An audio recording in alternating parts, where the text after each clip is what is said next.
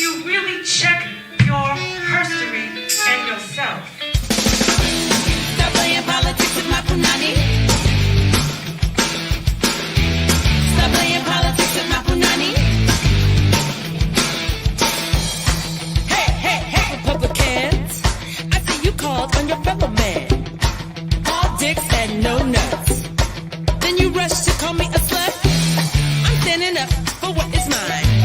Call me the rib, but I'm really the spine of this whole great nation. Ain't gonna put me back on the plantation. No, stop playing politics with my Punanny.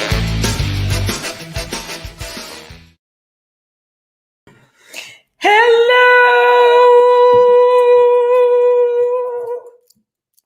It's my birthday. Well, yesterday was my birthday, but it's still my birthday. And I had to bring the girls out. You know what I'm saying? Let me turn my girl up right side up because it's, Punanny Politixxx is in full effect, right? Punanny Politixxx is in full effect, America. It's in full effect. Man, oh man, oh man, oh man. What a week. What a week. I mean, what a 4 years, but like, what a week. I feel like, man, like,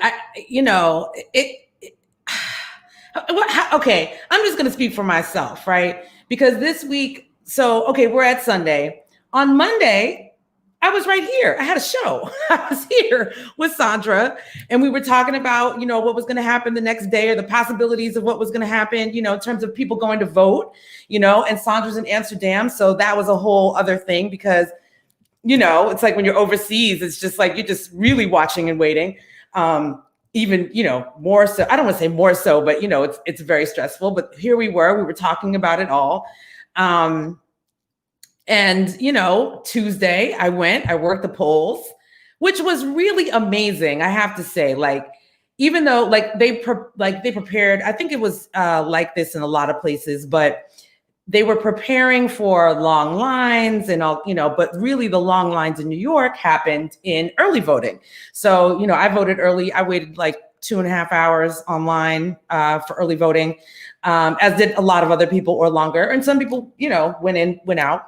But the day of the actual election day, it was pretty easy, meaning like we had a line probably from, I guess, like 6 to about 8. And then the line was done. It was like, it was done, meaning like people were still coming, but there wasn't like, a long line, people waiting long periods of time. So it was nice. And met some great people, had some amazing elders come through, like 2 women, one at 100 and one at 103, walked in with assistance, but they walked in, on their 2 feet. So that was amazing and beautiful. Seeing the children coming out with their parents, also amazing and beautiful.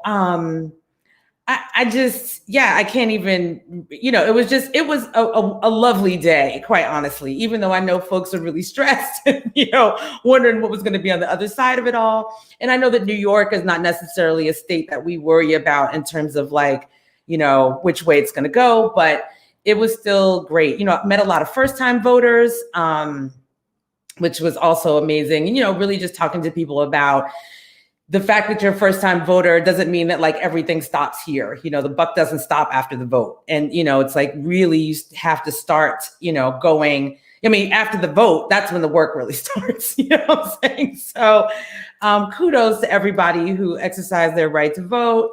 And yeah, wow. So then, we wake up on Wednesday and, there's no call. There's no call, which I kind of figured. Like I didn't really, we were hoping it would be a landslide and we wouldn't have to go through all this, but I kind of figured it would be, we wouldn't find out that night or that morning. But I didn't know that it would be so many days. And then come Saturday, my birthday yesterday, that's when we got the news. And it's funny because I was talking to my mom in the morning and we were talking about the counting and how, who knows? And honest to God, I thought we'd still be counting because I just figured they're going to let this thing go until, whatever. But we're here, So now, dude has to concede. We'll see if that ever happens. But like we say, they can take him out kicking and screaming. That'll be great. That'd be a great visual. But whatever the case may be, it's the dawn of a new day. That's all I can say. And I mean, come on, it's really Punanny Politixxx time. So I'll put up the photo. Congratulations to Kamala and Joe. So many firsts with this, with these folks, we've run them down, first woman to hold the office of vice president, first Black woman, of course. Her husband is Jewish. They said that there's never been like a Jewish person, I think, like next to a person of high office in the White House, like never a Jew. Like, okay, so husband's Jewish. They're checking off a lot of boxes. Kamala and her husband. It's historic, It's as a friend of mine said, and here we go. Here is our girl again, because this is Punanny Politixxx. As a friend of mine said, she felt like she had been like locked in a basement for the last 4 years, and then somebody opened the door, and then it's like, you can come out now. And she was almost like, well, okay, I can come out. Like, what do I do now that I'm out? And I understand that feeling. It's like this feelings of whew, I can breathe. It's like, well, what now? What now? So, the what now is that we roll up our sleeves. That's the what now, because voting, as I was saying before, is just one act. It's just one. It's the beginning. It's like we vote. Okay, great. Whew, check that box. Have a drink, whatever. Have some brunch, whatever you got to do today. But then no, we have to get back in there and we have to roll up our sleeves and we have to keep going, because we cannot make the same mistake that we made when we elected President Obama, which was like we got him in, and then we thought that the magic Negro was going to take care of everything, and we sat back and we were like, oh, we're good, we did our part. No, we have to stay in the fight, because if you remember, it was during Obama's presidency that a whole lot of things happened, because folks were really losing their mind because it was a Black man in office, meaning like, Trayvon happened during that time. Black Lives Matter started during that time. Like we have to remember, like, we really have to stay in the fight. We have to stay focused. And yes, take a breath. Absolutely. Like, I think everybody's been like this, for a long time. So definitely, relax, let it go. But just know that we can't let it go. We just have to let it go for a second. Okay, so as I said, it's my birthday, and I had plans, you know what I'm saying? Like, I think all of us, right? We have plans. I had plans. I wanted to be like on Hawaiian Island. I wanted to be in, Amsterdam or something, you know what I mean? But COVID told us something else. And, but it has been such an amazing birthday. And it's wild. So it is my 50th birthday. It is my 50th birthday. And I'm saying, so, all of us 1970 babies, it was a big year. There were supposed to be a lot of parties, a lot of traveling, a lot of things. And that did not happen. But there's been a lot of love. Like I've never really thought I would, could feel so much love and joy, like on a Zoom call, on Zoom birthdays and things like that, small gatherings instead of big ones. And it's been really lovely, and I'm in a lot of gratitude. My mom sent me this care package or birthday package with like gifts to open every day of the month, because she knew that I wasn't really going to be able to do anything big for my birthday. So it's a blessing. I'm really, really grateful and thankful for this turn. I could say more. I could just talk about myself, but I'm not going to do that right now because there's a lot of things to talk about. But I just want to say gratitude and thank you to everybody for tuning in on this birthday show. So let's just talk about just quickly, just because usually I'll like run down a couple of things from the day, like, of the week, I should say, the good, the bad, and start with like the and kind of end with the yay. But I'm just going to run down a couple of things in no particular order, just to kind of think about and be mindful of in this moment. So, once again, folks, Black people, Black people save the day. It's just real. Like, we just need to give real love. And not to say that any white folks don't live in these cities that I'm about to name, but let's get real. Let's just shout out Philly, Detroit, and Atlanta, okay? Like, people want to talk about Pennsylvania, they want to talk about Michigan, and they want to talk about Georgia. Let's talk about Philly, Detroit, and Atlanta. Those are the counties or the spaces, places, and the peoples that came through.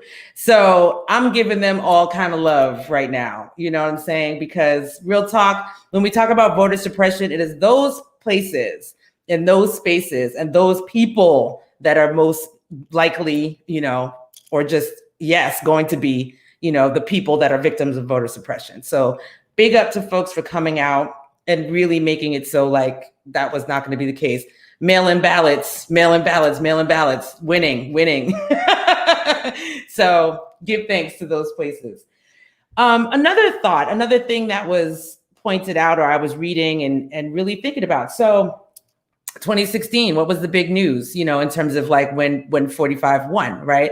It was about the fact that white women, you know, overwhelmingly voted for him, right?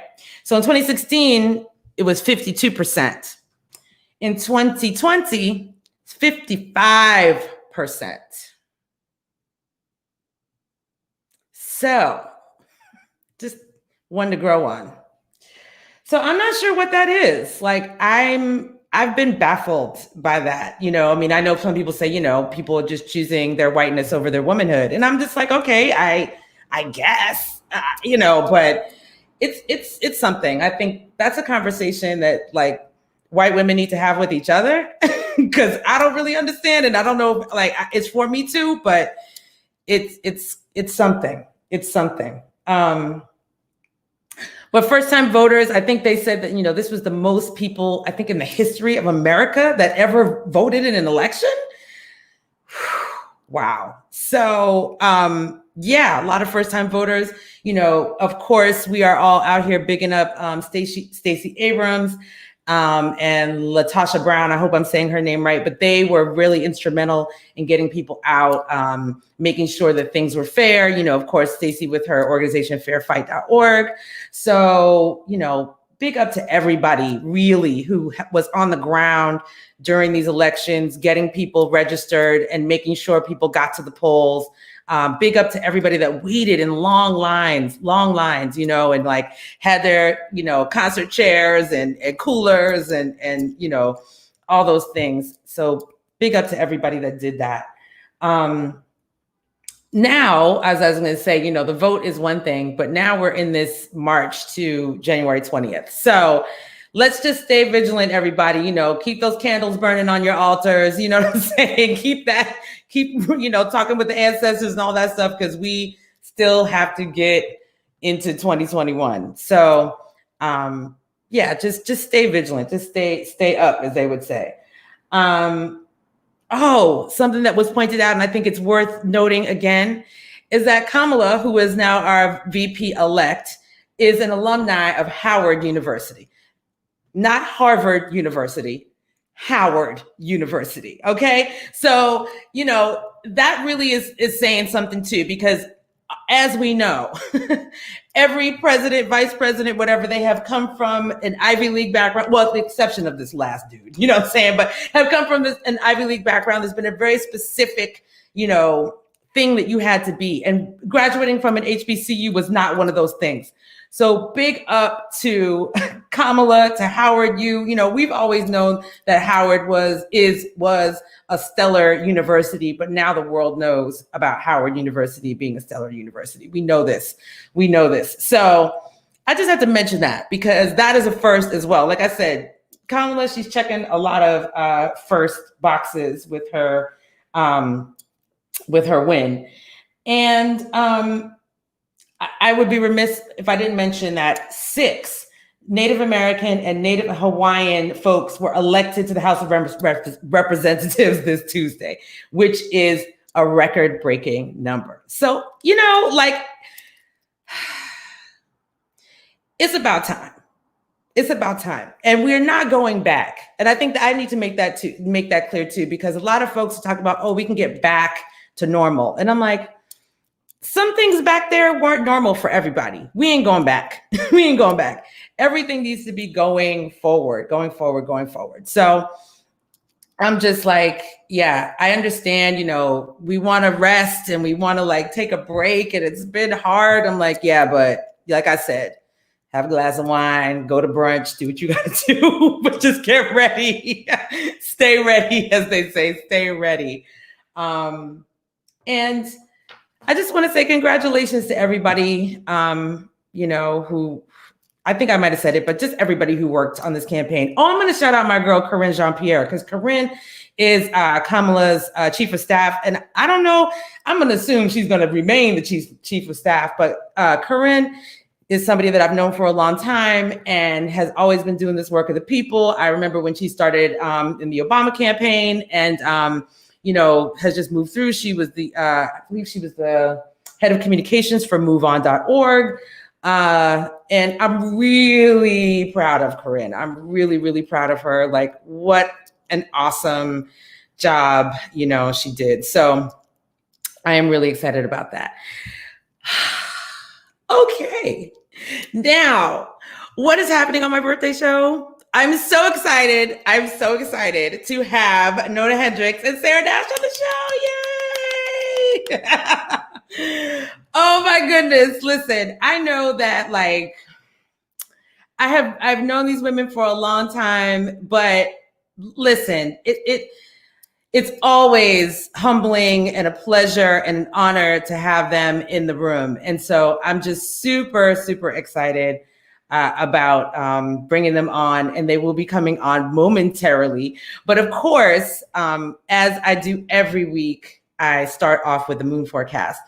So this week we are at the last quarter moon in Leo, and we're going to give you the forecast. And I'm going to come back. I'll just tell you what's going to happen, so you all know. I'm going to show you the last quarter moon in Leo, and then we're going to come back. There's a video that Nona sent me of a project that she's working on or worked on with Streb, which is I don't want to say an organization because they're like, I don't even know how to describe Streb, but they're like an acrobatic, team of awesomeness. That's what Streb is. I should really be able to explain Streb way better because a really good friend of mine was in Streb. But anyway, I'm going to show you the moon forecast. We're going to show you a little bit of that video of Nona's, and then we're going to bring in Nona and Sarah. So welcome to the show. Thanks everybody for being here. It's my birthday.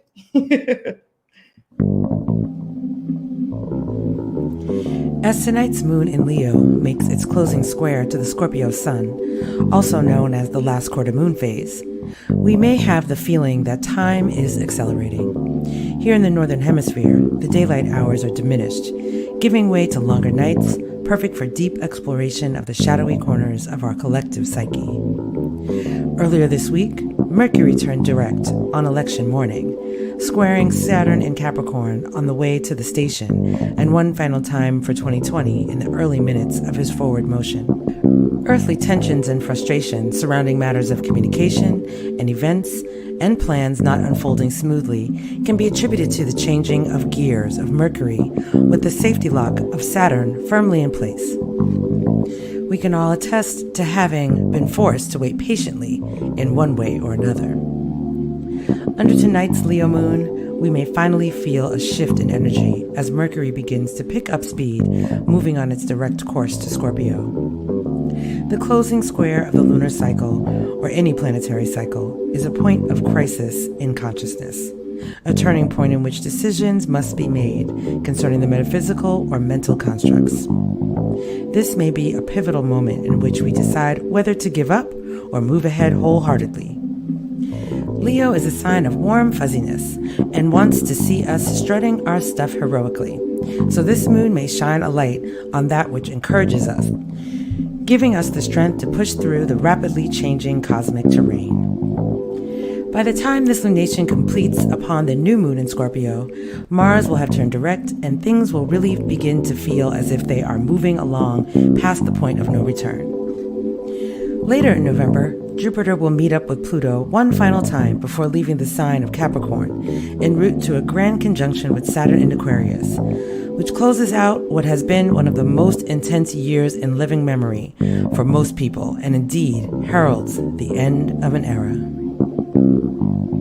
This last quarter moon forecast was brought to you by Moist Paula at Zodiac Soundtracks. Welcome to the last quarter moon in Leo.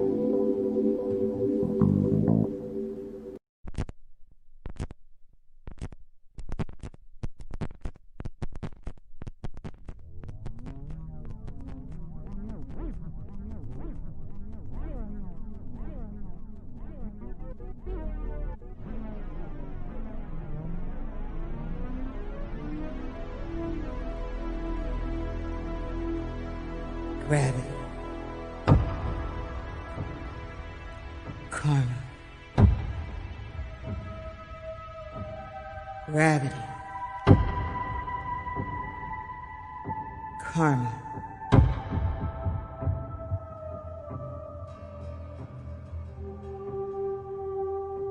Oh, gravity.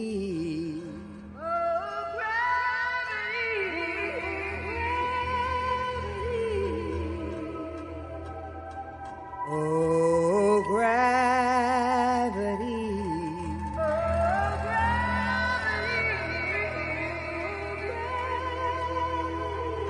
Oh, gravity.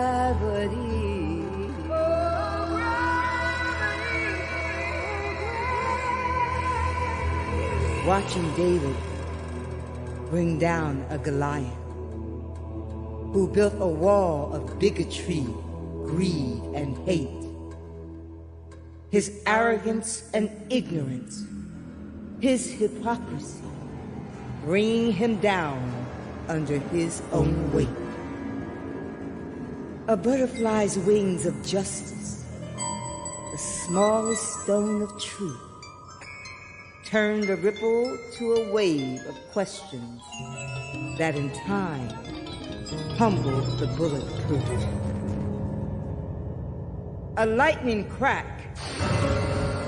of honesty heard from shore to shore, from sea to sea.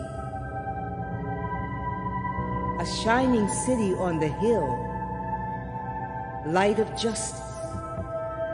A quiet storm, a test of will. Of questions, rising waves of questions kill. His agenda is born. But still. Oh, gravity, nothing escapes you. Oh, karma, quiet storm of silence. Crack open his shell, coated with lies. Hiding behind a wall, standing right in front of our eyes.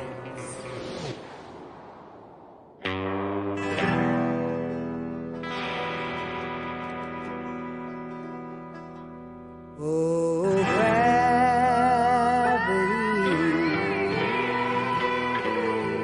Oh, gravity.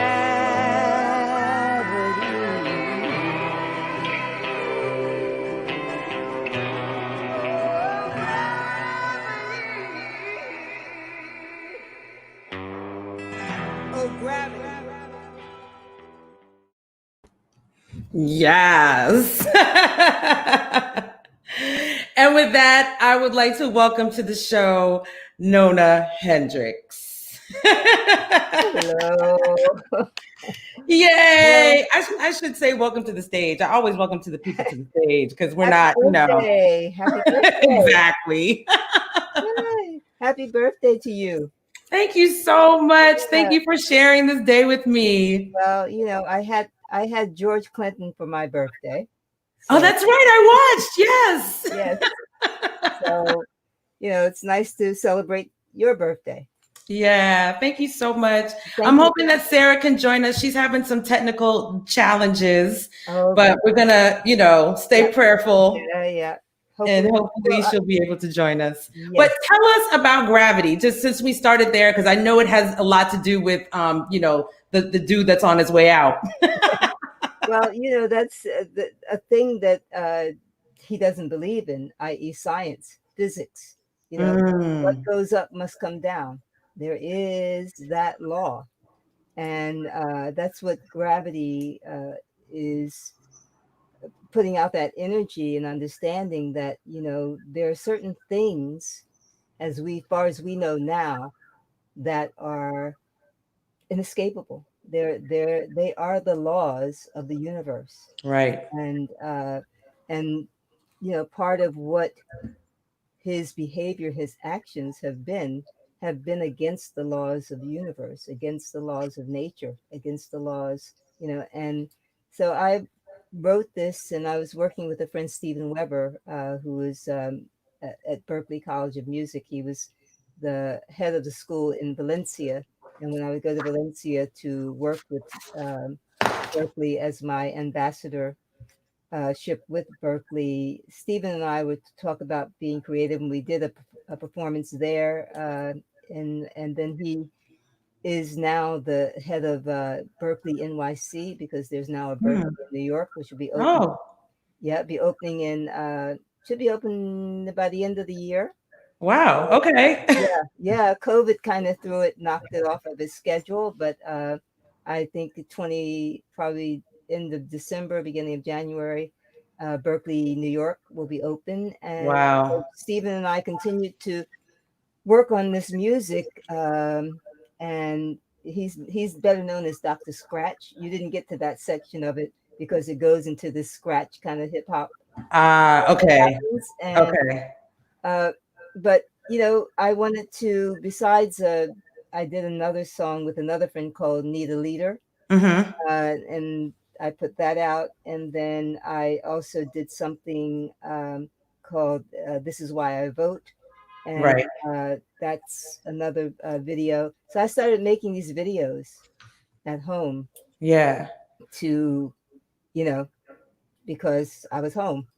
Yeah, and I want to ask you about that because I know everybody has had different, I guess, experiences with this COVID around like feeling creative or not feeling creative. Like I know personally, it's taken me a long time to feel creative again. But did you, I guess, in realizing like we were going to be home, just sort of say, all right, well, I'm home, so let me just do this? Or was it a period of like, let me figure this out? What am I going to do? No, I was thrown like into the internet from because as my ambassadorship with Berkeley, Mm-hmm. I was working on a project that really incorporated a lot of technology. We were going to present it. I've been doing this for quite a few years, and this was the third section of a trilogy that we were working on that involved technology in terms of doing immersive, multi platform, multiplayer game, which was going to go out through Twitch. Okay, right, yeah.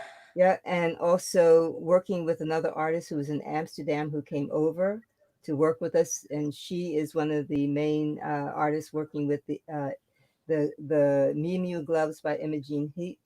Oh, okay. So you can control your voice, and I have a pair here. I will show you. Oh my gosh, We were yes. seeing this promotion. These are the gloves, and you wear them, Uh-huh. and you can control your. Let's see. Put one on. I'll put one on. I have two, but I can control my voice and visuals and lights With by your hands. with my hand, because they have bend sensors in them, and triggers that I can use to use Ableton Live or Logic, but it works really well with Ableton Live. to be able to trigger different sections of songs instead of using the computer, so I can. Oh, right. Yeah.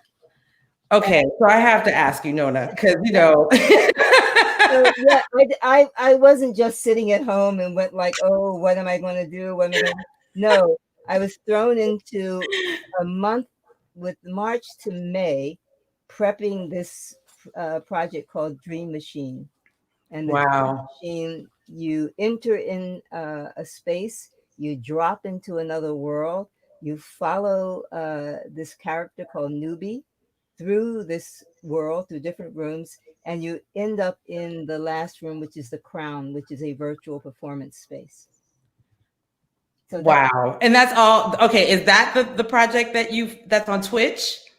That's it. We launched it on Twitch. You can go and see it on the website called Dream Machine Live.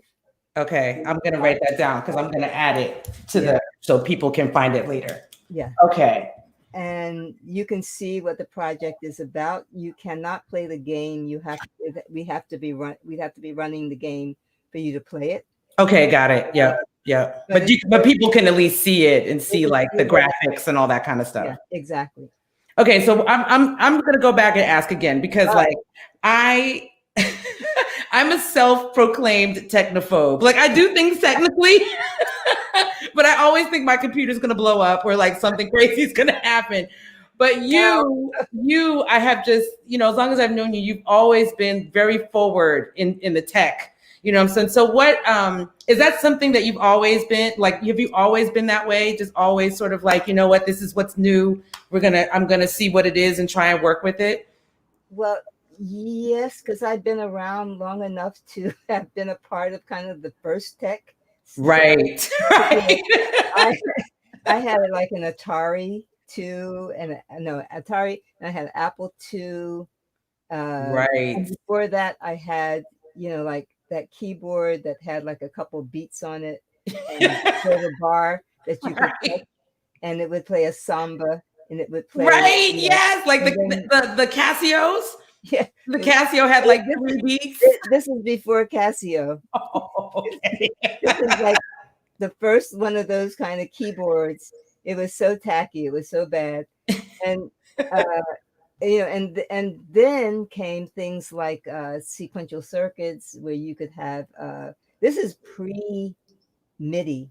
Right. Okay. Sync things up together by using this code that you had to run to sync up a drum machine and a synthesizer and a computer up was like, you could spend all day trying to get them to like connect. Yeah.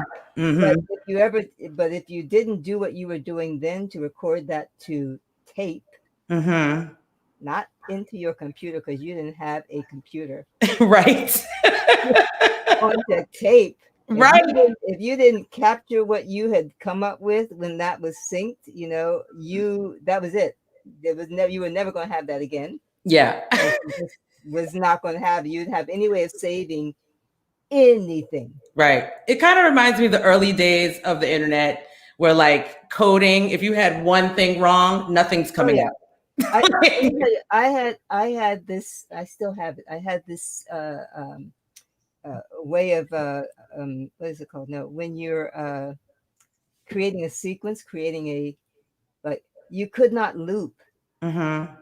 There was no looping. It was just one long thing. So that was it. And having that was like hot. Right. Having that was hot. So when you could actually loop something, when you could have actually like more than one in your computer in the software, more than one track. Right. Yes. This was not even like you weren't going to even think about recording your vocal into a computer. That had not even happened yet. Wow. Right. So yes, I've always been from then when we're talking about, I think this is like 70, 69, 70 when, yeah. Right. Okay. I wasn't thinking you were going to go say that far back, but okay. Oh, yeah. Because wow. you only had like the the PC, which had the screen was black. Yeah, well, that's what when you say six. That's why I'm like, you're saying 69, 70. I'm not even thinking about. But I know you were inside of the music industry, of course, so you knew what was going on, even at the littlest or smallest of levels. Yeah. I always think about computers sort of coming into the world in the 80s. No, they started coming in, but nobody, and nobody wanted to use synthesizers. Right. Well, because they were huge, and you had to like do all the No. The sound. They were like, what is that? What is that? Okay. They don't sound like they sound today. They were like, Right. if you go back and listen to some of the early stuff, it's just like was this Yeah. wave or a triangle wave that you could manipulate or modulate in different ways, but it wasn't music, what we called musical. Right. So like, you're gonna put a what on my music? Right. No, we have no synthesizer in here. Right. I don't get this. Like, no. People play instruments. That's what we're gonna do. Yeah, like, what is that sound? That is not music. Why are you putting that? Well, okay, so what you're telling me right now about you and just sort of like your inclination to the technological, I mean, that's just how I'm going to say, that might sort of answer a question for me, because even though I've known you for a long time, I've never really asked you a lot of questions about Labelle and about how you all transitioned. And the fact that you went, and I understand like why you transitioned. Like, I know that it was a thing of like wanting to, be different, do something different, say something different. And like you have said, get out of everybody wearing the same dress, same shoes, same hair, that whole thing. But the move to the futuristic side, like it now when I'm talking to you, it almost sounds like it was probably a pretty easy transition in your mind, because you seem like you were somebody who was already in the future. You know what I mean?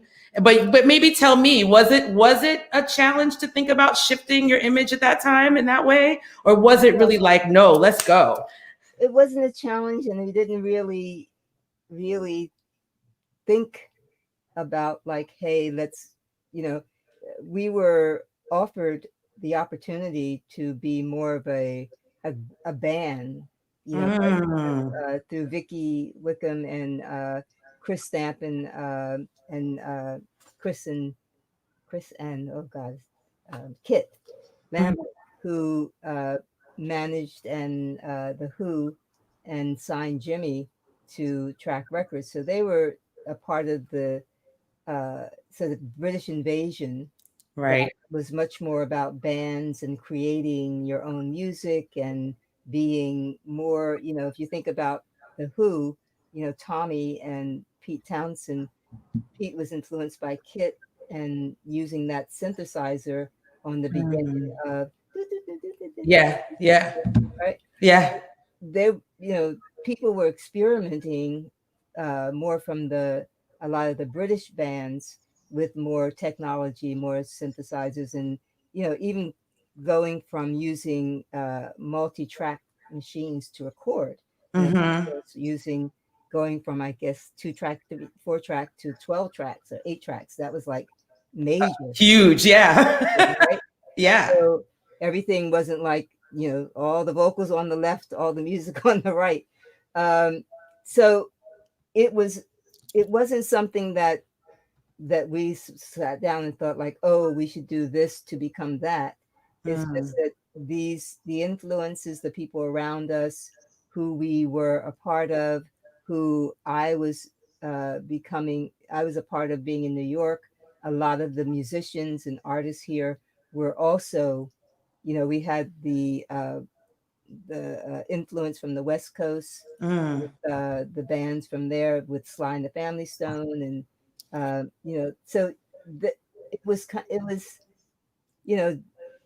being a part of the community, the music community, and getting to know engineers and producers and seeing how they worked and what they worked with, and my being curious. Right. Yeah, because that's what I mean. Like, that's, I guess, what I was thinking about, because it seemed like, or at least in talking to you now, it just seemed like I don't want to say so much easy transition, but I can understand how you all were able to go that way and have it work. You know, you have to be a little open-minded, you know, because being Black women and there was sort of a cookie cutter way of being. Yes. You know, we've been that for so long. You know, we've been the Bluebells and Patti LaBelle and Bluebells for, I guess, about 8 years or something. And, you know, things had changed. Life had changed. Music had changed. People, you know, you had so much that had happened. And, you know, we needed to change.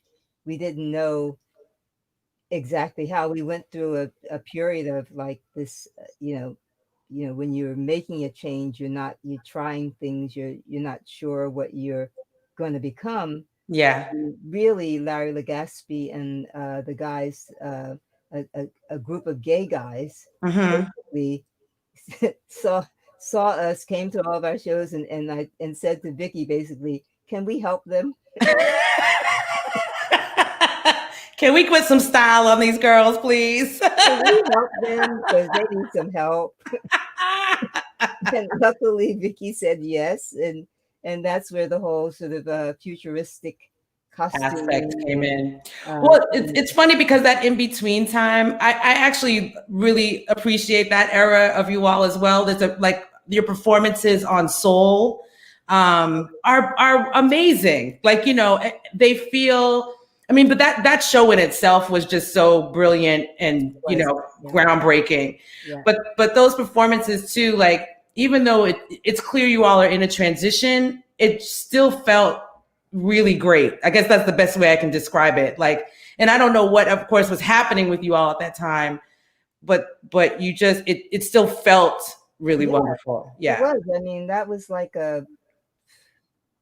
like a home or part of, you know, because none of us went to college or anything. So, you know, a lot of who we are, like, I think a lot of people are shaped and make their friends and grow that way.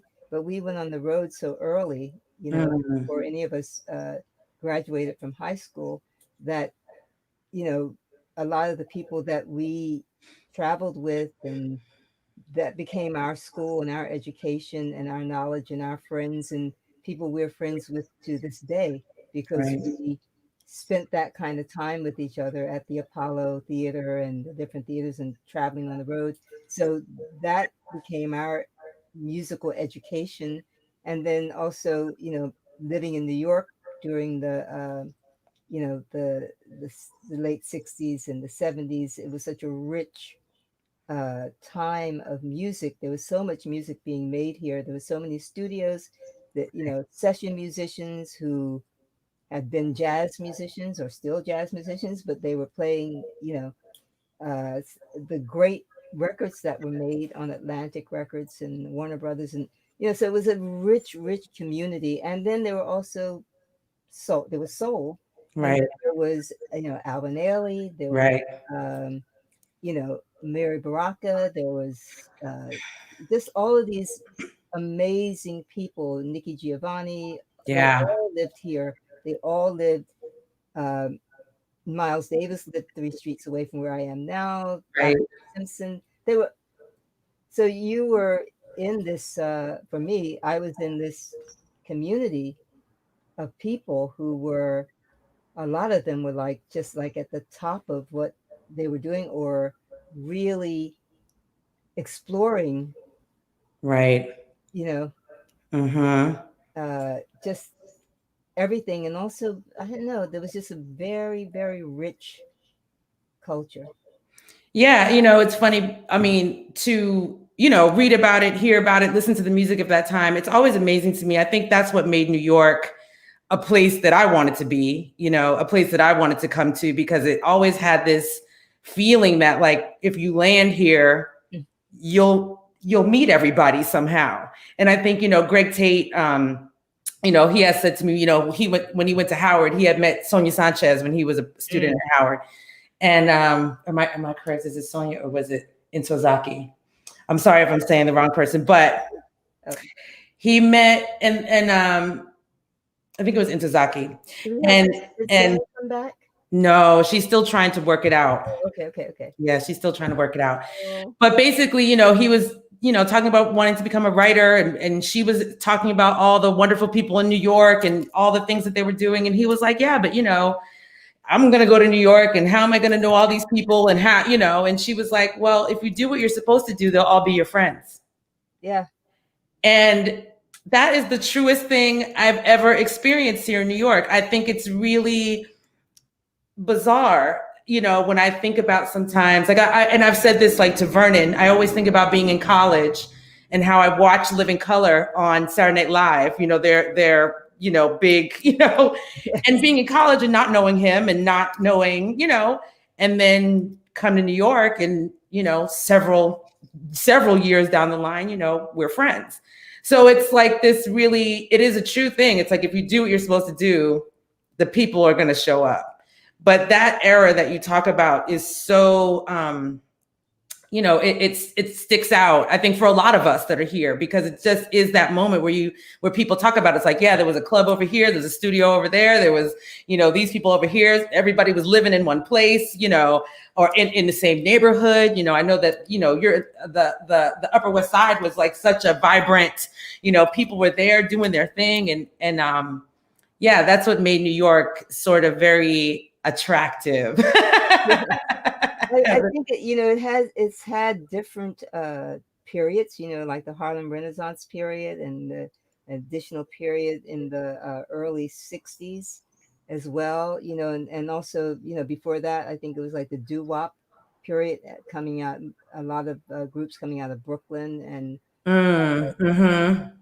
and pretty like 70s, like Queens kind of took over. Yes. Yes.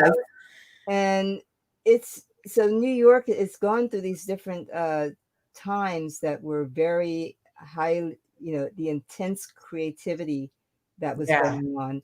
And I think it's going to happen again. It's a little harder to do because it's harder for artists to actually live. Yeah. But I think, artists always find a way. And, and people need it. Right? Yeah. So it's going to happen. And that's the wonderful thing about Harlem, trying to keep Harlem, because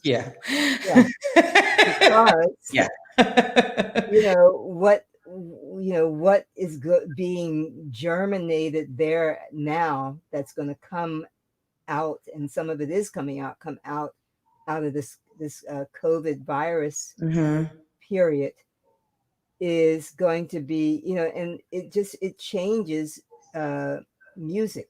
Yeah, absolutely. Art. Yeah, it changes, fashion. It changes. So, and it's not that it's just New York. I mean, yes, people, the whole thing that's happening in Atlanta is having influence.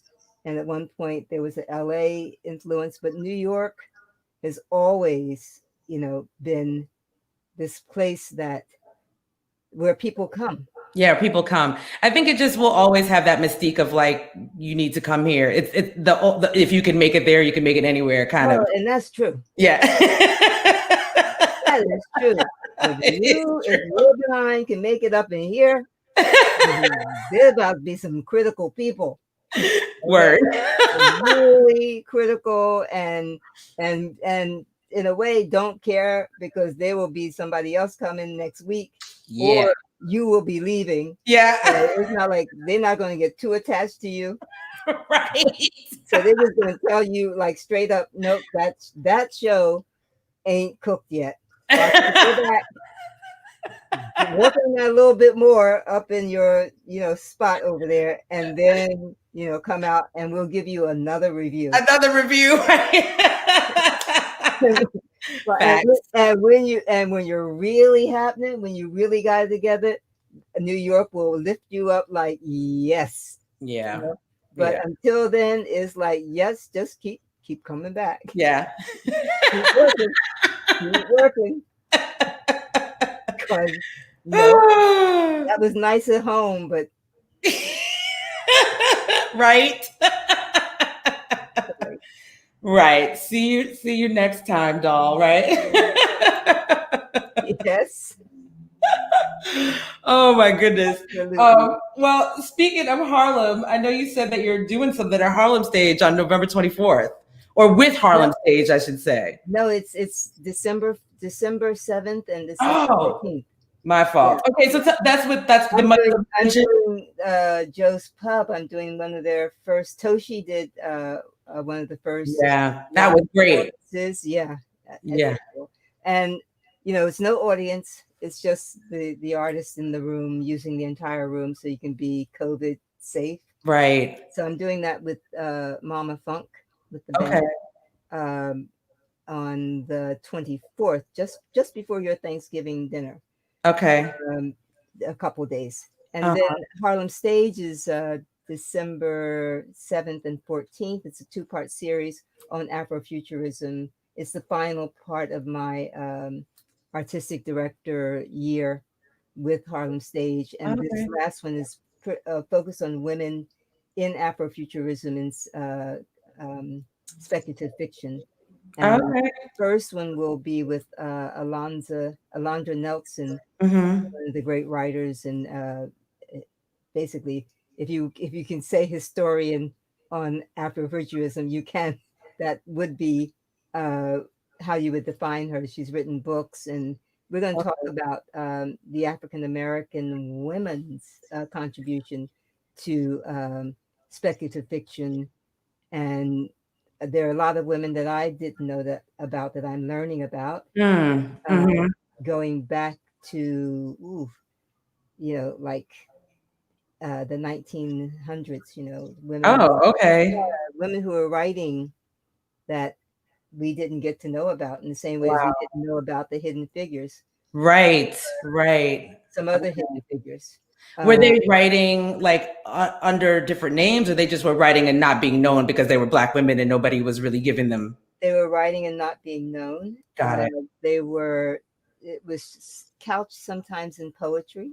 So, Mm-hmm. it was also, there was a African American like comic Mm-hmm. Mm-hmm. who nobody knew about, and she created this character, and and then also today there are many Black Afrofuturistic writers, Yeah. women, Yeah, and definitely. filmmakers, Mm-hmm. Mm-hmm. storytellers, and so we want to shine a light there. And then the second half would be there's a wonderful artist that I've had a couple times and things that I've done, like on Rock Solid Women, More Mother, Okay. Philadelphia. Okay. It's more Moor, Mother. Mm-hmm. And she and Rashida Phillips, who's Black Quantum Futurism, they are very deep into time continuum and the collapse of time. Wow. One time is all time. Right. Very Right. very interesting work that they do. Yeah. But More Mother is also, she creates soundscapes for her spoken word. Okay. Really, really, really powerful. And Wow. of course, we will have Lisa Jessie Peterson, Merlina, amazing character who's her Black Merlin. So she's Yes. Merlina, Mm-hmm. who just brings some truth Mm-hmm. to what she shares, and she's just so fierce. Mm-hmm. Mm-hmm. Yeah, yeah. She says a lot of times the things I'm thinking. Right. Yeah, that's definitely true. Yeah, So we that's the two programs that for Harlem Stage. Mm-hmm. That's great. I mean, I think that it's, I feel like there's so many, it's interesting this COVID time. Like I feel like where it has been, there's been a lot of loss and a lot of, sadness, but there's been a lot of beautiful things that have been born or coming through at this time, even if it was things that were already in the works, but people are really figuring out how to continue to bring their projects to the people, which I think is really amazing. Because I know in the beginning it was, people were like, what are we going to do? But even myself, I've done a couple of, because I've been part of a couple of theater pieces, and we've done like excerpts from them on Zoom. And at first you think like, how's this going to work? Like, how is this really going to connect? And then it really does somehow, which I think, because we're just, at least for me, I'm tactile, I'm a hugger. Like I want to be in people's face, we're stage people. Like we want to like look at you and make sure you're looking at me, So it was a whole different thing to get used to, but I'm very thankful that people are still creating and figuring out how to just work this technology. And I feel like for you, you're probably like, this is the best thing ever. I don't know. You just seem like you just slid right in. I'm on to the next phase of the computer. I know. It's like, this thing has got to, I've got to get this like really implanted so I can get on with what it is I want to do. It's just like a little slow. So, I want to be Watson or whatever the female version of Watson is. Watsonette or something. I just need like MIT and IBM and, just to like, okay, really, can you all get to really work on this? Right. These implants and get on about and I don't mean, I'm not talking about a butt implant or a butt implant. Right. I'm talking about the implant that I need to be able to do some of the stuff that I want to do. Right, exactly. So I'm going to ask you a bit of a girly question, because you are beautiful, and I know that like everybody I know is always like Nona's like the most gorgeous person I know. So I'm just going to ask you what you are. Just listen. Just let me tell you, you are so amazing. I think that all of us who are in this industry who love you much, we're always like, we want to be like Nona when we grow up. So I'm just going to ask you a really like, just one thing that you do for self-care for yourself. What is something that you've been doing for yourself? Are you like, what do I do self-care? Nona, you got besides jumping on a drum kit, what are you doing?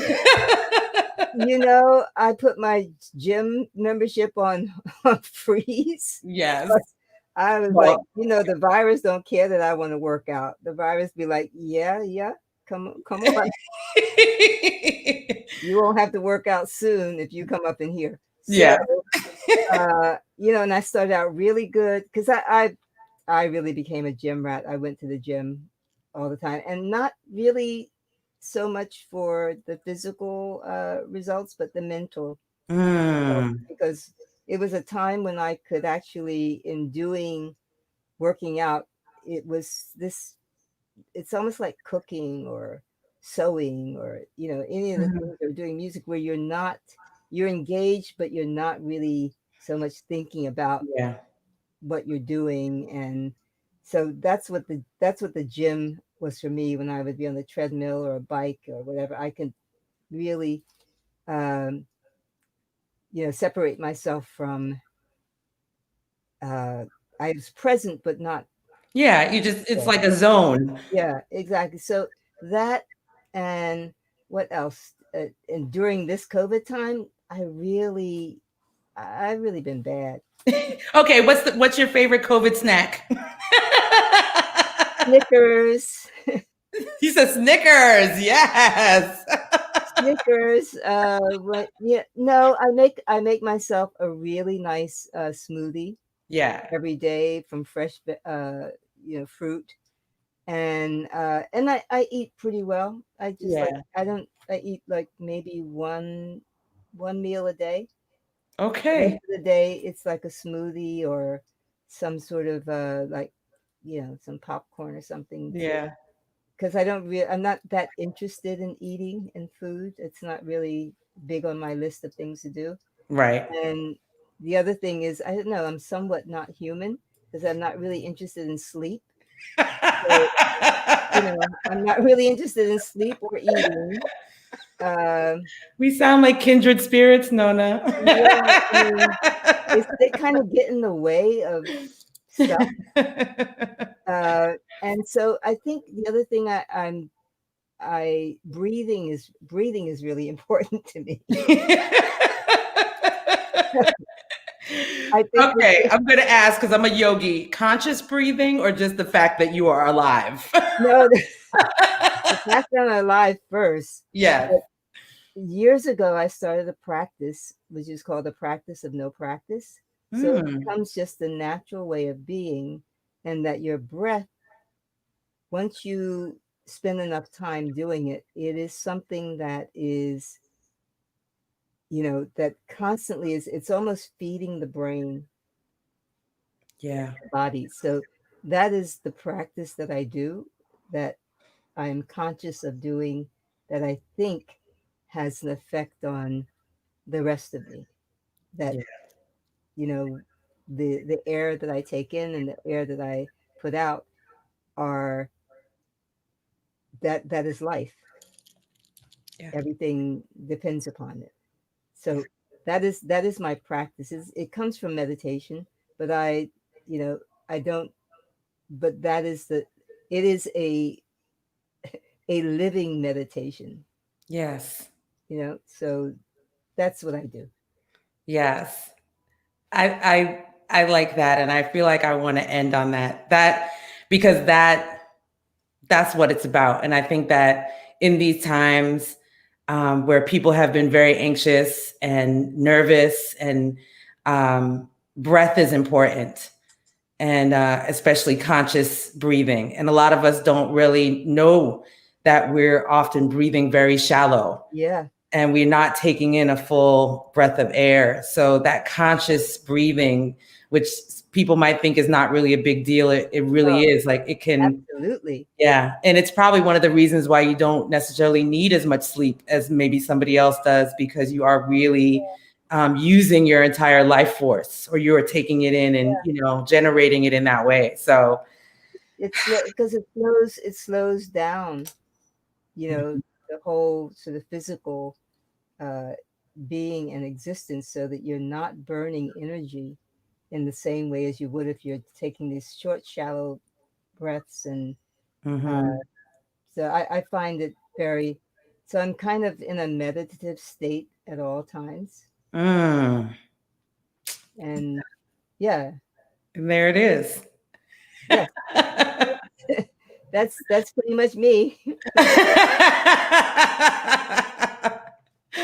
Well, I think that's amazing. But wait, we didn't have Sarah. I know. I'm very sad. She texted me and said that her tech people were trying to help her out, and I see. But she was on before. I know. I had her on speakerphone, but she's not coming up on the picture. Can you get her on speakerphone again? Yeah, let's see. I'm gonna do that right now. Let's see if she'll answer the phone. Yeah. I was looking forward to this. I know, me too. I'm sitting here watching and looking at two of you. And Nona is so amazing. Oh, can you hear her, Nona? What happened, Sarah? So what happened? What's going on over there?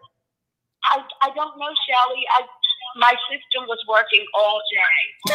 And I come on with you, and I see all these pink boxes and those sounds.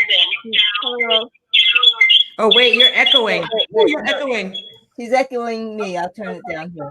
Yeah. No, I think she has to shut off her computer. I think it's her side. Oh, is it? Okay. Yeah. It's my side now. Okay. We're having a techno. I was wondering if it was Mercury was in retrograde, and Shelley said it came off today. No, it came off on election day. It's always in retrograde. Oh, that's bigger. Yeah. You said it's always Mercury? Mercury is always in retrograde. No matter what happens, people go, "Oh, Mercury must be in retrograde." It's like Mercury is always in retrograde. Anytime something technical goes wrong, it's Mercury's fault. Or anything. Yes. It's like Mercury's in retrograde. It's like, wait a minute. Mercury's always zooming. Yes. So you know why? You know why Mercury? Why people say Mercury's in retrograde? Because when you look, it's like when you look at the wheels of a tire or a bike when it's biking, it looks like it's going backwards. Right. that is what Yeah. is happening with Mercury. It is not really in retrograde.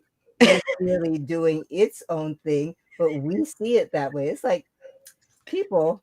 Of course. You know, it becomes habit to say it. I mean, the planet does travel backwards, and all the technical things start to happen. They tell you not to plan, but I've had many failures. Right. On retrograde. When it's not retrograde, right? Yeah. Exactly. So well, at least you're here now, Sarah. Well, since you're on the phone, I'm not going to let you go without asking you a couple things, because I know you sent some things that you're doing. So, okay, first of all, let me say this. Sarah and I met when I did a show at BB King's years ago. Yeah. And we met through Bob Davis, who at the time was doing Soul Patrol. I think he's bringing Soul Patrol back, actually, which was like, yeah. And I was so excited, you know, because Bob told me that Sarah wanted to meet me. And I was like, are you kidding me? No, she was one of the people that didn't have to go back home. Really? Yeah. Right. She had that energy. And I said, wow, she reminds me of the three of us when we first started. I think I told you that. I said, you remind me of Labelle. When we were starting out, you know, keep going, you know. Yeah, you did. So young, and I was very surprised and shocked at that. Yes. But it was really amazing, because from there we got to know each other. And I was very honored, quite honestly, Sarah, that you took an interest in me and, you know, just wanted to be a friend and a mentor at that time. And I learned a lot just from, you know, sitting with you and listening to you and talking with you about your career. And I'm very thankful. I just want to say that out loud to everybody, and, you know, to Nona as well. Like, it's so funny because I totally remember exactly when I met you, Sarah. I don't really remember when I met you, Nona. Like, I feel like you were just like in the mix. I'm sure it was a BRC thing. I'm sure it was. Black Rock Coalition, or, you know, yeah, I'm sure it was one of those. Or Toshi. Toshi, yeah, absolutely. Yeah. But I know, Sarah, like, I feel like, and I want to ask you and Nona, actually, because both of you, when the group disbanded and you know, went your own way and started doing your own thing, and, you know, Nona, you went into the rock and roll world. And I know, Sarah, you know, your first hit was when you did Centerman, and that was more like in the dance disco world. But then you ended up working with Keith Richards, which you're still doing now. So it's interesting to me that both of you sort of went rock. You know what I'm saying? I know, Sarah, you do a lot of things, but it's interesting that both of you guys went in that direction. So tell me about that and working with Keith Richards, because, you know, sometimes I'm still surprised the man is standing. I know. We love him. Give thanks. You know, it was surprising to me that that he was looking for me, and I happened to be in a mutual friend's office, and I said, "Well, why are they late? Why are they not out? You know, why haven't I taken this meeting?" And they said he's in there with Keith Richards. I said, "Keith Richards? Tell them I'm out here." Keith came out and said, "I've been looking for you." And I said, "You sure you're looking for me or Pat?" You know? Yeah. So he said, "No, that's the voice I want." And from there, we started working. And I actually wrote 2 songs with them, with the Winos. Something, you know, that was that I had almost put aside, you know, of the writing. And he encouraged me, and I've been writing ever since. So, but working with him was one of the, aside from Labelle, was one of the best musical experiences I've ever had in my career. He taught me to use another sound in my vocals, which I used with the Winos, as opposed to the sound that I used with Labelle. He and Jordan helped me discover that part of my vocals. The way they tortured me in rehearsals was not to let me sing. And I only got to sing a day or two before we actually did a show. And you can imagine all that emotion and all, but I had to be at rehearsal all the time. Right. In another room because they played so loud. But, and I had some first experiences with Keith. I mean, the first time he was the first Rolling Stone that went to South America. And they celebrated the 25 years this week of us being there. And so all these different language people were just, Keith with the rhinos. That's all I could recognize, but it was that time and that moment was a time that I really needed a new experience. And from that, I went to work with one of the rock people in Canada, James Cohen, and did some background work with him. I just tried every experience that I can once having that with Keith. And that was after my disco hit. Right. So, it was, I've been to many places. I sang with some jazz people. Did some blues down in the DC area for a few times, loving all that.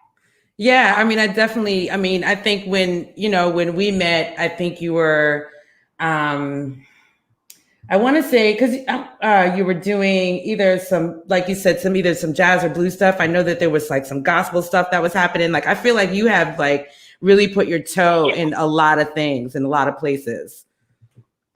Well, it's really lessons of fear of being a solo artist. By putting myself there. Coming from the church, which both Nona and I know, that's how we met in the church. Right. And of course, having Reverend Ike in my life, it did not, like I said, I would never sing in church again. He said, "Oh, you think you won't?" And there, I found myself up at his church on Sunday afternoon with Sylvester one Sunday. And there we were. Said with Sylvester? Yes. Yes. We were at Reverend Ike, ringing the building down with the smell of liquor on our breath from the night before. But we had service, and he welcomed us. It was wonderful. So, that's amazing. Because I've worked with Sylvester. He sang on some of the stuff that I did with Patrick Crowley. And, so I've had a lot of moments in music, which it's brought me to this place now where I am musically. I'm working on my list of stuff to do with the music, and I just hope that our fans will welcome it. But getting back to Keith, we have a reissue of 25 years, live at the Palladium. It's a box issue. I wish I could show it to you. If I had it here next to the computer to hold it up. There's photo albums there, and it's just wonderful. It's so classy. You would not think it's the rock star that did it. It's very, very well. And, it's pricey. Not too bad. It's only $175.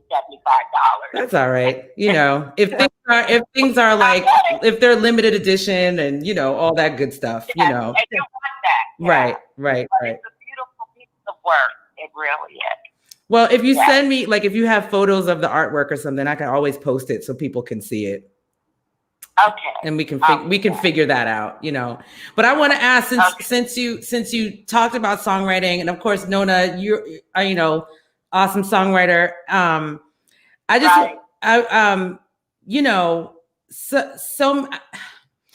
It's weird to say, because I know, and I feel like maybe I'm preaching to the choir. Like, I feel like most people should know, all the things that you've written, but you have written just some of the most amazing stuff. And I just remember, just thinking, of course about Labelle, but even beyond. So who are, just a few other people that you've written with or for, just so folks kind of know Nona, so that they don't think you're just a couple, I know your discography is long. I can't even think.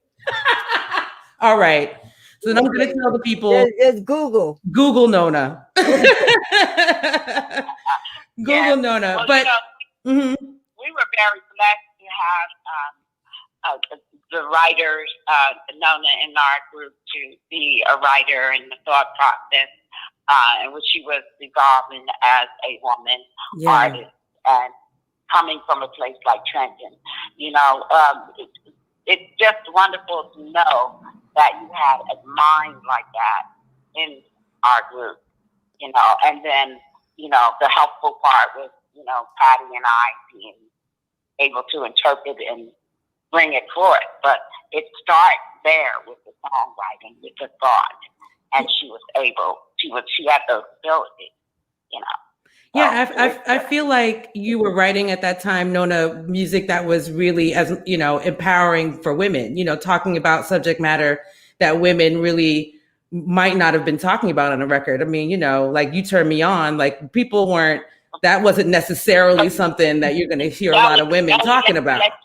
Shelley, let me let you in on a little secret about You Turn Me On. Tell me about it. Nona and Pat didn't want to record it. Oh. I never let them lift that down. I was like, we're making a mistake if we don't sing this song. Yes. And, I don't remember that. You don't remember that. No. What do you remember about it, Nona? I'm the elephant in the group. I know Pat had a problem because I think Armstead was like, you can't do that. I remember me having a problem. Yes? Well, I think you sided with Pat and said, okay, maybe we should. And I'm like, no. Well, maybe. And when we got down to Alan, and he was like, okay, girl, we're going to do You Turn Me On right now. Well, it was a good choice. I'm glad y'all decided to go forth with that. I'm glad too. I mean, I just, I guess that must have been the moment. But were you thinking at that time, I mean, was it, I mean, of course you're just writing what's in your heart to write, but were you even thinking about the impact, I guess, about being women and singing about certain subject matters, and it being a little taboo?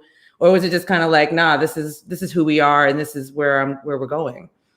I don't know. I mean, it was really, I was just writing for the group. Right. And who we were and what we were doing and the time. And, and as I said, I was in, Sarah was in New York as well, but in New York, our friends were people who were grown folks, and also very much a part of activism, political, social statements, art, dance. I mean, people who were really pushing the envelope of a lot of creativity. So that, I think, was a big influence on me. And also a lot of the music that I was listening to was really an influence, because I was, I was reading books on like Timothy Leary. Yeah. Really, and just really like the stuff was really much more on a different. I don't know how to explain it, but it was not your sort of normal. It was expansive. Yeah, and like a lot of and when it came to sort of sexual mores, I mean, so much was being broken down, and and living in New York, you had, I wasn't like living out in some woods, right? Or somewhere, or some very sort of restrictive place where you couldn't explore your sexuality, or other people weren't exploring theirs. Well, at least out in the public, because people were indoors, right? They didn't want nobody to know. But, people here were like, you had downtown, you had the clubs, you had late night. There was so many, pre even. There were a lot of different places to explore in New York. If you were in the Village, you had a different experience. If you were, Tribeca wasn't even there at that time. We weren't even trying. Yeah. Yes, yeah, and you had a different experience in every pocket of Manhattan. You know, Yeah, down in the Village or in Greenwich, and the different shops, the fashions were different down there, as opposed to today, everything is sort of melted into one. I know. Yeah, and there were more like the clubs that that Bette Midler would play, and Right. different people. Like we had the Baths just over here on 73rd Street, where you go and perform in front of men, Right. or with towels, or Right. while Right. they were entertaining each other in other areas. Right. Because that's what she did. She worked at the Baths, Bette Midler. Yeah, Continental Bed. So it was a very all of that information. Right. For me, naturally would feed my be inspiration for me. And there were writers, like that I admired in terms of their, like Joni Mitchell, as a writer, the John Lennon, Paul McCartney. I mean, there were just many writers that there were writers that were like Janis Ian, Janis well, Ian. so forgotten. That song 17, I mean, Yes. that song was so important during that time. And Laura Nyro. Right. Just and many others, Marvin Gaye, I mean, Sexual Healing, those types of it was a period where Isaac Hayes, Yeah. I think I listened to that 8-track like forever.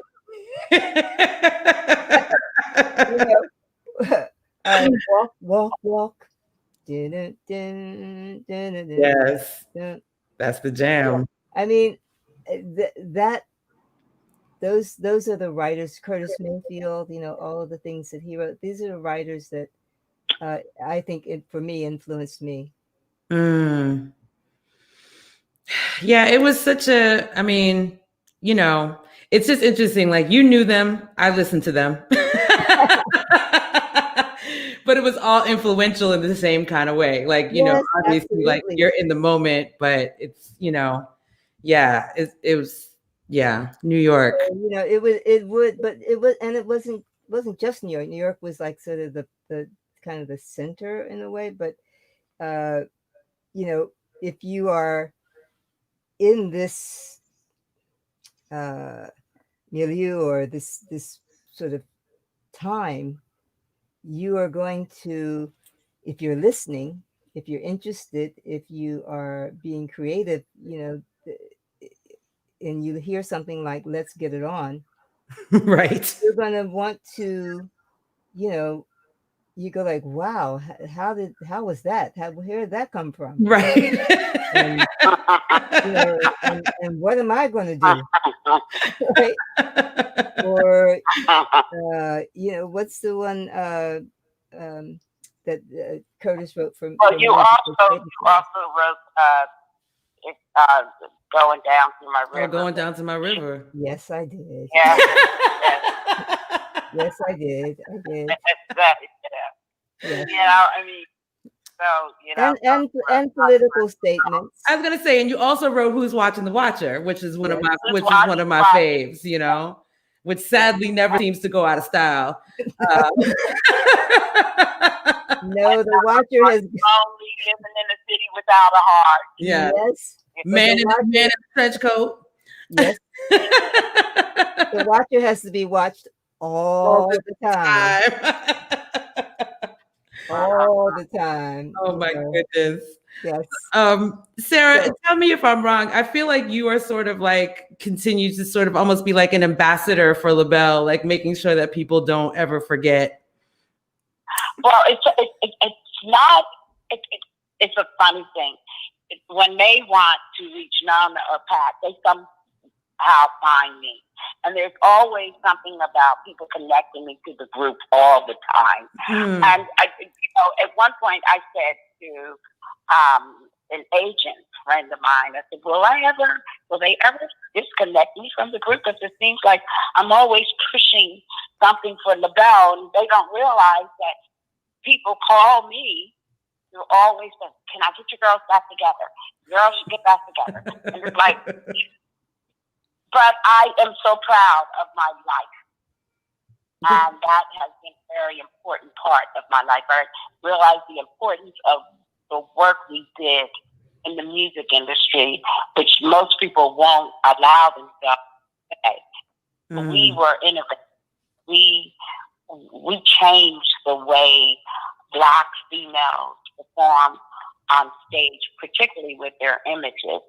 We were the group that said, we're going to deal with these individual images within our unit. We played the Metropolitan Opera House. We went to places to perform that most artists had not. That we had not ever. We were on back of trucks. Right, because you all played at Carnegie Hall, right? We played at Carnegie Hall. We played everywhere there is to play in New York. Okay. Word. We played everywhere. And, yes, I don't mind being back here. Something that was so wonderful and actually started a movement within the industry. So if that's which I guess that's why I'm the music arts ambassador for the city of Trenton. Something there that I don't let the memory die of that being a B market for a lot of people. Say New York stopped in Trenton and went to Philadelphia. So yeah, that's part of what I do. Yeah. Part of my life within the music industry. Yeah. Keeping those things alive. Yeah. I can understand it being a little challenging, like if, because all of you all have moved forward and done various different things. And it can probably sometimes feel like, oh my gosh, like. Well, there are times when I'm sure, that it affects Nona and Patty in a different way than it affects me. I don't live in the past now. Don't think that I'm right. No. Yeah. Yeah.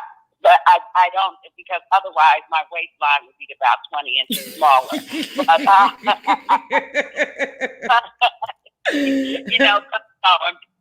But things have changed and moved on around me. I mean, I sit on boards now.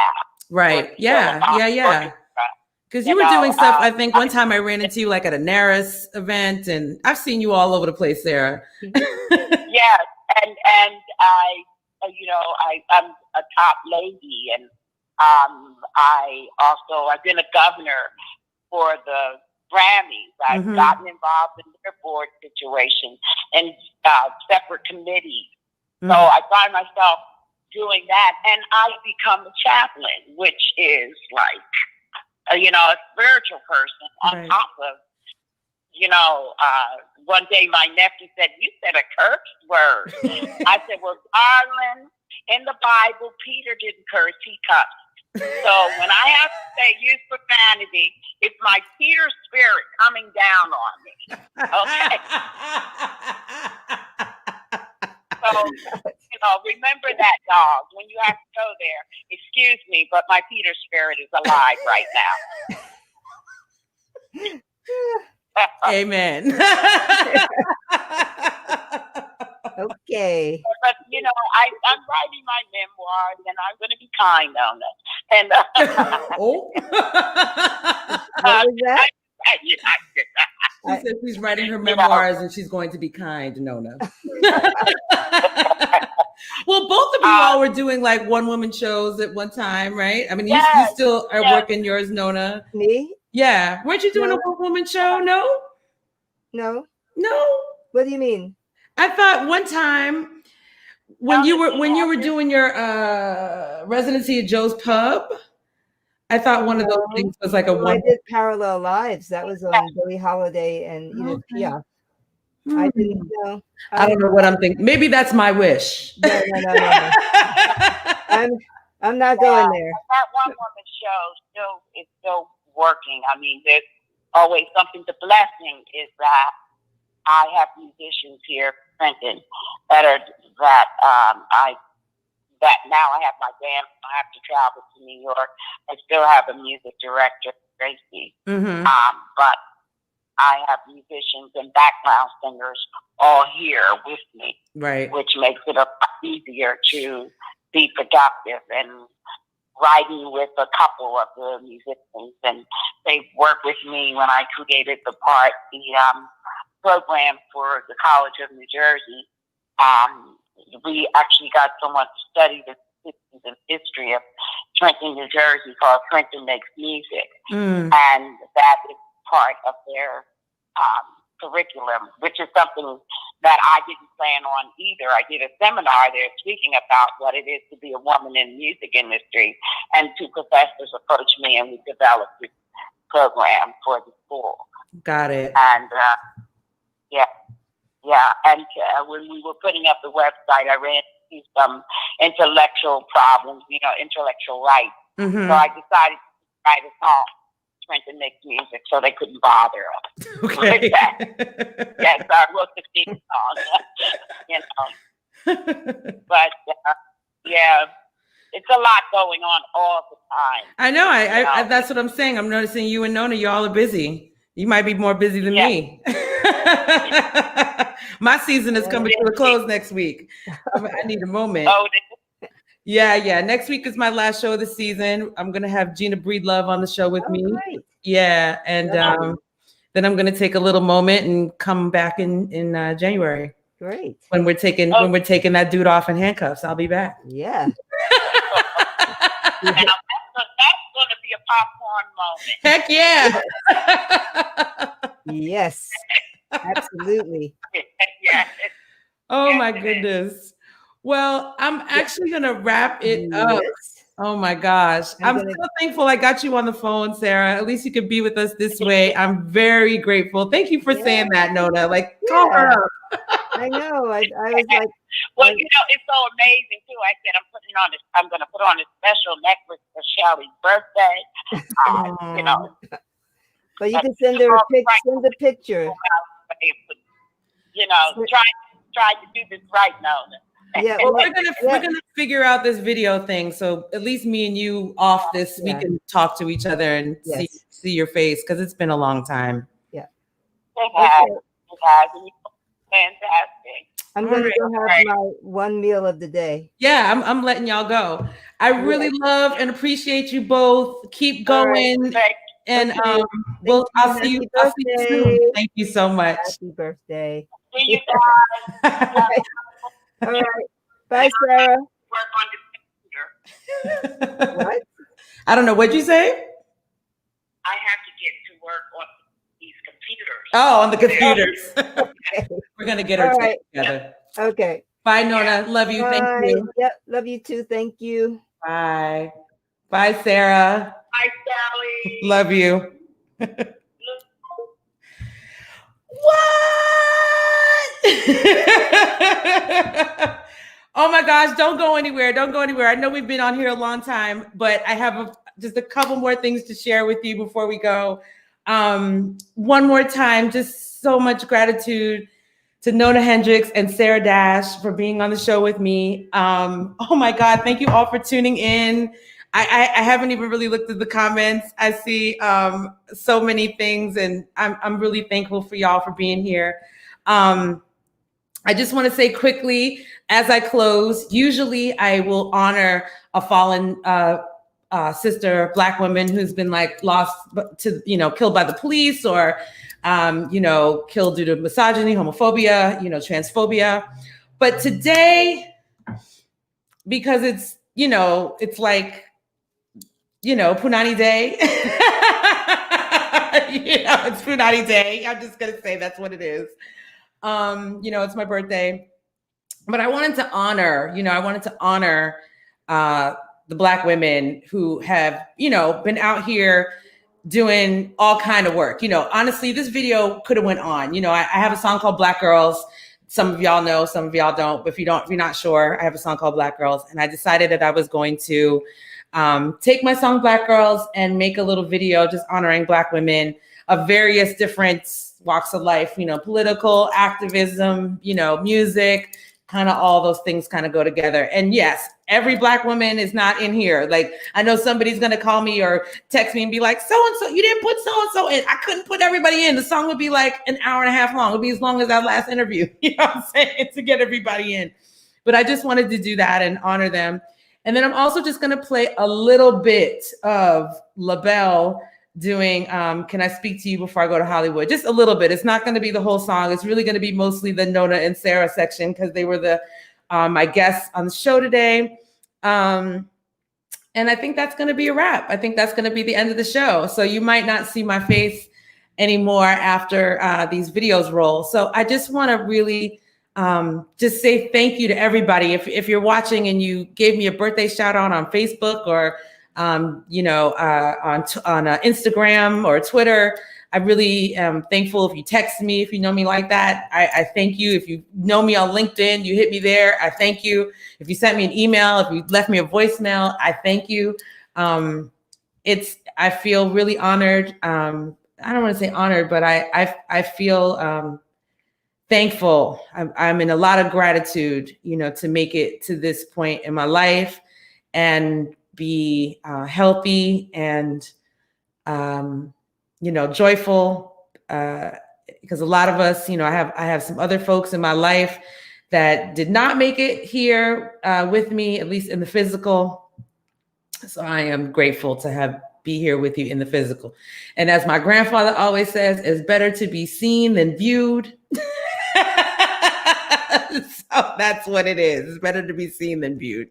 So I'm going to leave you with these videos and yeah, so, you know, check them out, stay around for them. And I'll see you next week where my guest will be, and I'll show you, it's going to be Gina Breedlove, and that's going to be our season finale. And like I said, I'm going to be back in the new year, but thank you to everybody who's been tuning in all this time. So much gratitude. All right. Good night, everyone. But, you know, stay and watch the videos because you're going to, you know, you're going to enjoy it. Okay. Good night. Black girls work and black girls cry. Black girls step out looking fly. Black girls take care of themselves, but that don't mean they don't need no one else. Black girls smoke and black girls drink. Black girls eat healthy, look pretty in pink.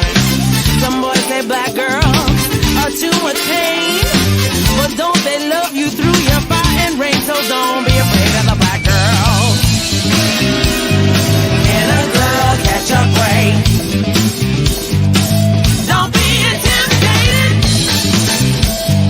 Can a girl catch a break?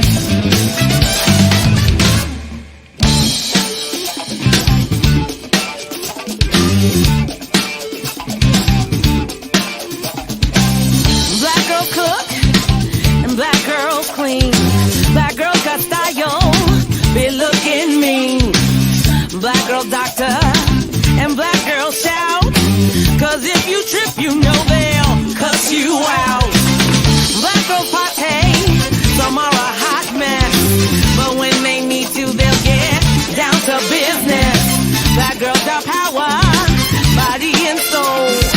They'll put it on you, make you beg for more, but don't be afraid of a black girl. Can a girl catch a break? Don't be intimidated. Can a girl catch a break?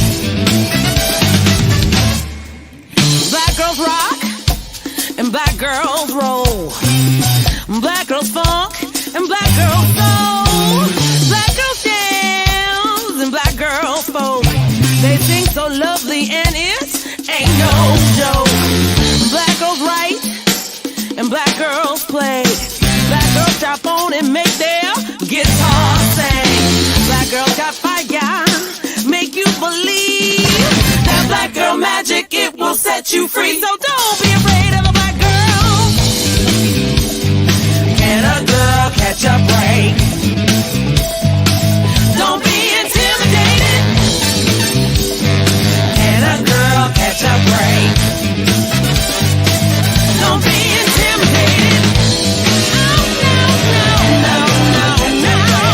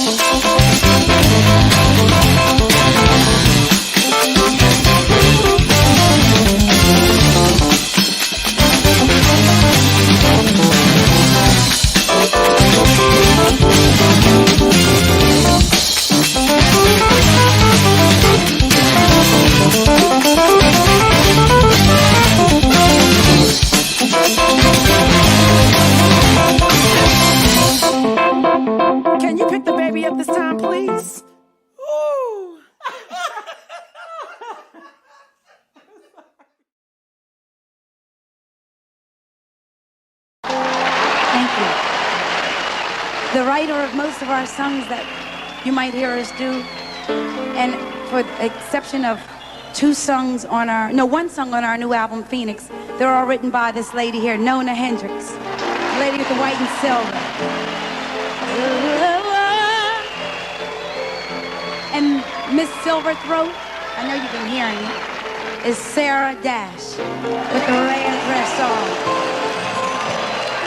And my name is Patti LaBelle. And we like to do a song written by Nona, Can I Speak to You Before You Go to Hollywood?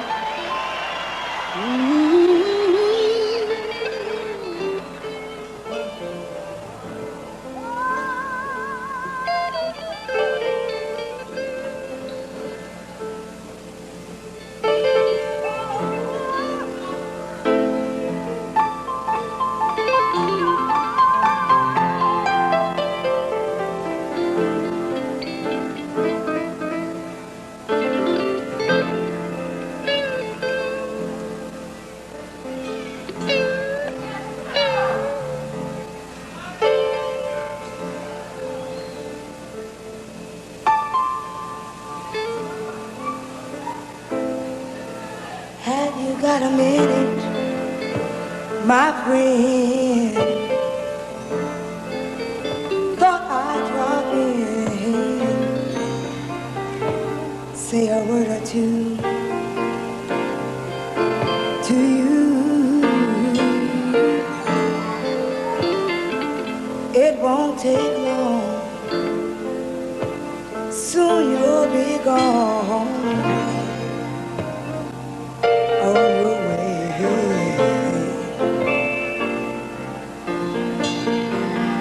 Yes, I know you're gonna do what you want to.